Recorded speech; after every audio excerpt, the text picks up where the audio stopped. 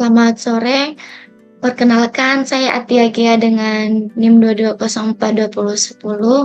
Pada pertemuan kali ini, saya akan menjelaskan materi mengenai konsep kepemimpinan, sejarah, dan mitos-mitos tentang kepemimpinan.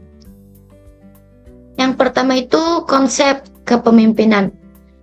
Memahami dari konsep kepemimpinan tidak terlepas dari mempelajari perilaku, karakteristik, dengan gaya dari individu yang diserahi dari tanggung jawab untuk memimpin. Meskipun dalam penerapannya berbeda antar individu satu dengan individu lainnya, akan tetapi secara esensi adalah sama tergantung di mana organisasi itu hidup. Dalam pengertian luas, kepemimpinan dapat didefinisikan sebagai seseorang yang mempengaruhi anggota-anggota kelompok. Yang kedua, seseorang yang mempengaruhi anggota-anggota organisasi dalam banyak kegiatan. Ketiga, seseorang yang mempengaruhi anggota-anggota kelompok untuk ikut dengan permintaannya dengan rela atau tidak rela. Dan keempat, kemampuan atau seni teknik untuk membuat sekelompok orang dengan segala aktivitasnya mengikuti dan mentaati segala keinginannya dalam mencapai tujuan bersama. Selanjutnya, dalam arti sempit, konsepsi kepemimpinan secara sempit diterjemahkan atau dijelaskan sebagai seseorang dengan komitmen yang penuh terhadap anggota kelompok dalam mencapai tujuan. Memimpin bukanlah hal atau hak yang dimiliki untuk berbuat semaunya dan mengeruk untuk sebanyak-banyaknya. Selanjutnya, poin yang kedua adalah sejarah kepemimpinan. Selama beberapa dekade, kepemimpinan telah dipelajari secara ekstensif dalam berbagai konteks dan dasar teoritis. Jika dilihat dalam perspektif sejarah kepemimpinan dari sudut pandang seni, dapat dikatakan bahwa kepemimpinan adalah seni yang usianya setua usia manusia di bumi, yang telah dipraktekkan dalam sepanjang sejarah manusia. Sejarah teori kepemimpinan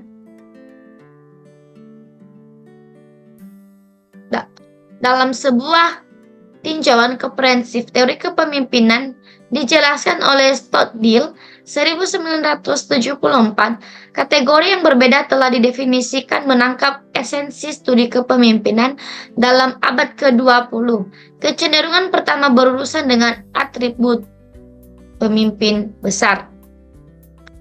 Kepemimpinan merupakan hasil dari organisasi sosial yang telah terbentuk atau sebagai hasil dinamika dari interaksi sosial. Selama beberapa dekade, kepemimpinan telah dipelajari secara ekstensif dalam berbagai konteks dan dasar teoritis.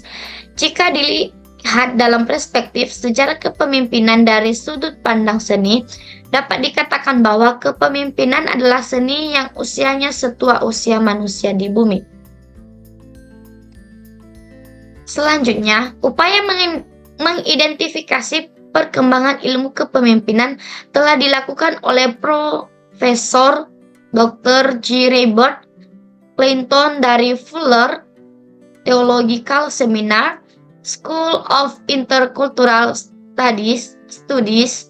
Dalam hasil risetnya, Profesor mengidentifikasi perkembangan ilmu kepemimpinan dengan membuat klasifikasinya ke dalam beberapa era perkembangan.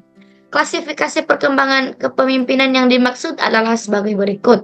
Yang pertama ada Greatman era yang meliputi tahun 1841 sampai dengan 1904.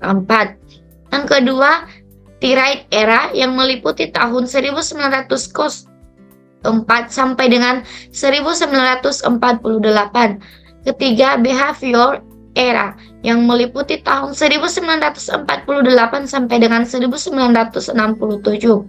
Keempat yaitu kontingensi era yang meliputi tahun 1967 sampai dengan 1980. Komplekti era yang meliputi tahun 1980 sampai dengan 1986.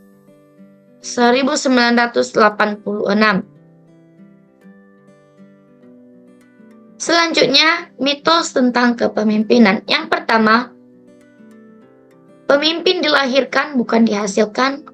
Para pendukung mitos ini berkeyakinan bahwasanya pemimpin itu memang dari sananya sudah ditakdirkan sebagai pahlawan yang memiliki karakter seperti kekuatan fisik, kemampuan dan kebijaksanaan yang sangat berbeda dengan orang kebanyakan.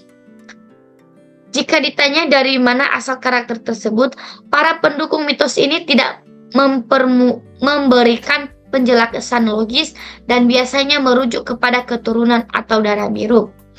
Selanjutnya, mitos ini tidak sesuai dengan organisasi bisnis atau yang lainnya, sebab menganggap bahwa orang yang dapat menjadi pemimpin adalah mereka yang merupakan keturunan orang yang superior di antara yang lainnya. Mitos yang kedua yaitu sekali pemimpin tetap menjadi pemimpin. Ini mirip dengan brigade yang bedanya menekankan pada faktor keturunan, sedangkan The Four Ascension Mighty menekankan pada faktor karakter dan persepsi yang telah dicapai. Selanjutnya, dalam proses pemilihan pemimpin, para pemilih biasanya memilih pemimpin atas dasar pertimbangan prestasi atau apa yang sudah dicapai oleh pemimpin tersebut sebelumnya.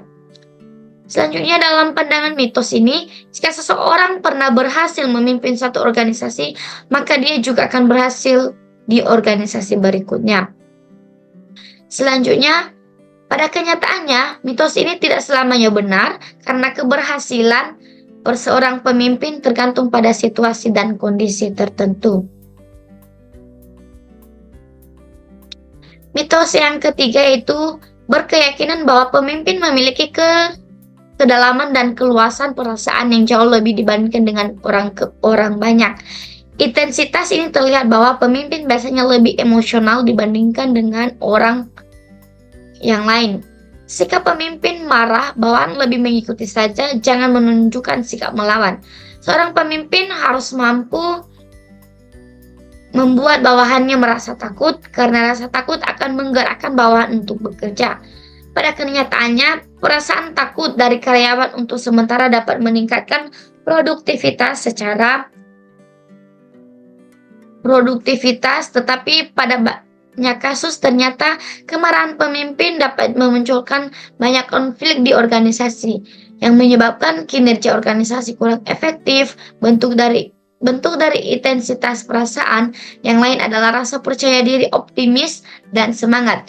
Jadi seorang pemimpin selain harus bisa tegas, juga harus memiliki kepercayaan diri dan optimis yang tinggi dalam menggerakkan bawahannya guna mencapai tujuan organisasi.